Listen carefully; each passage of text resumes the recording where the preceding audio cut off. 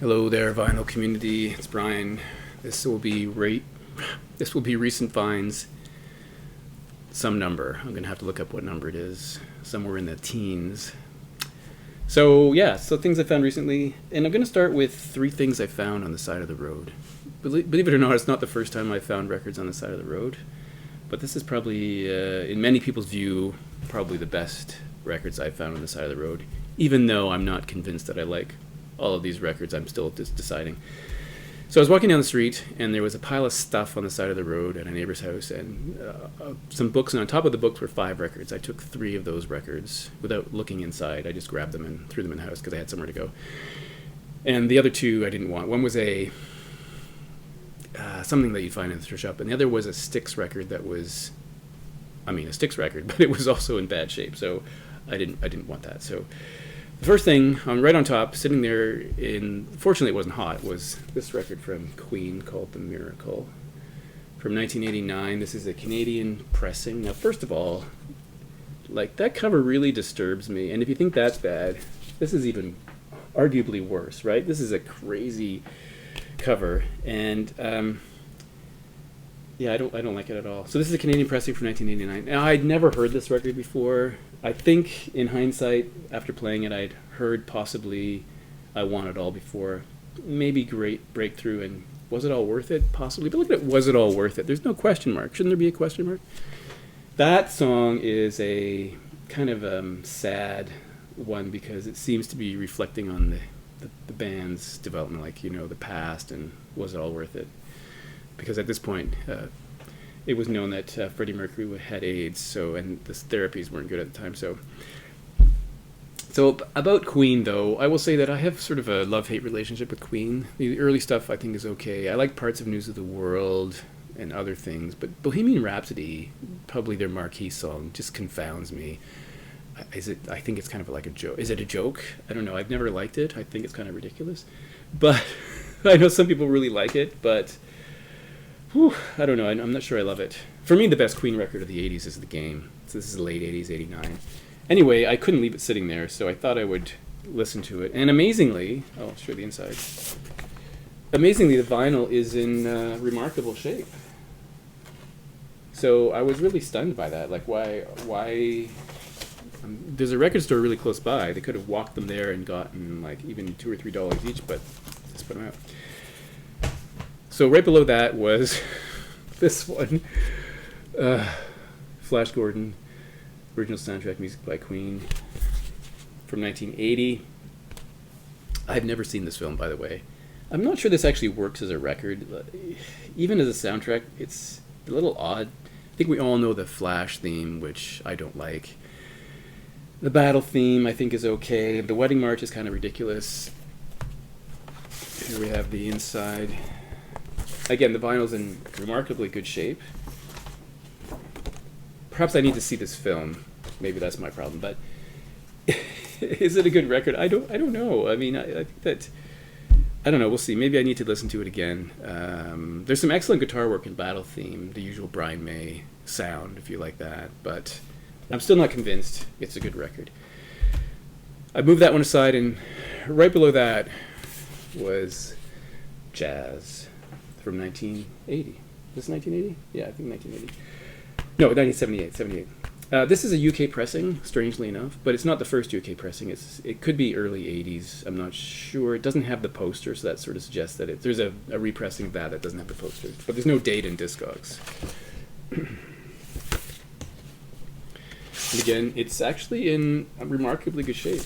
Everything is in really good shape. The only thing, each of these records, the covers are a little bit bent, but there's no water damage or anything. Of course, this has 3 big tracks: Fat Bottom Girls, Bicycle Race, Don't Stop Me Now. I think you all know those. It starts off with Mustafa, which is kind of a ridiculous track, which reminds me of Bohemian Rhapsody. There's things that are really, I'd say, misses, like Fun It. I don't know. Kind of disco-y in a kind of way. Well, it's produced by Roy Thomas Baker from the early days with the Cars. So, interesting record. Again, I'm not sure I love it, but I didn't think I wanted to leave it on the side of the street, so I brought it home. So there, free records. What can you do? Next thing is a Canadian band called July Talk. This is the record called Pray For It. This was released in 2020, so it's already 2 years old. It's their third record. The sticker informs us that they've won 2 previous Juno Awards for Alternative Album of the Year. So they are an alternative band, I guess an indie, I don't know if indie is the right word, but alternative. Apparently it's July Talk's most assured, expressive collection of songs. Yeah, radical surrender to the power of vulnerability, featuring nuanced, textured arrangements, a subverted, gospel-guided collaboration in the hard-hitting rock and roll the band is known for. So that's it. It's led by a vocal duo, Peter Dramanis and Leah Faye. So they share vocal duties, sometimes in the same song, sometimes they alternate. So if you want to know what they sound like, I recommend you look up YouTube, on YouTube, July Talk, the song Guns and Ammunition, because it sort of gives it the heart of probably their most well-known song. It's not on this record, it's on their first record, but that kind of gives you an example of what it sounds like. His voice has been compared to people like Tom Waits. It's kind of rough. The insert.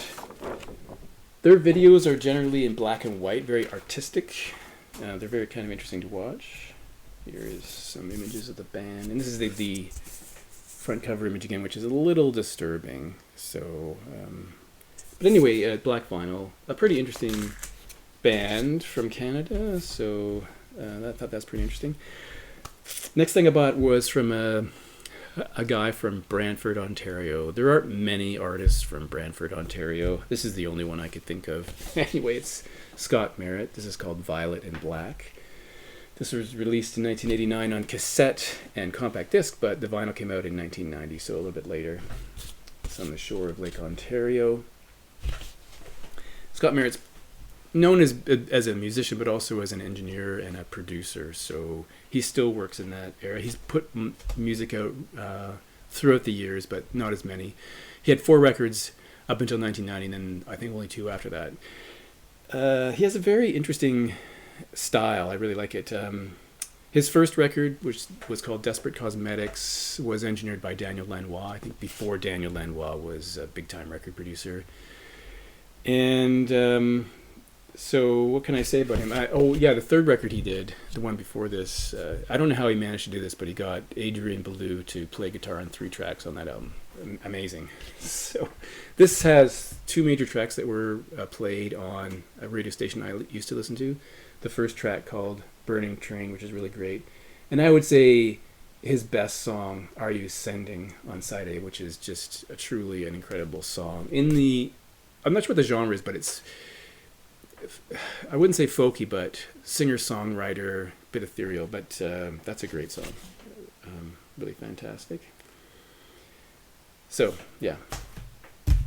And then 2 final things. I think I have every King Crimson studio recording right up to the end of the Adrian Belew era, and then I had been missing some live things, so I saw this and picked up the live version, the live album USA from 1975, recorded in Asbury Park, New Jersey, Bruce Springsteen's area, but 21st Century Schizoid Man was recorded elsewhere, apparently.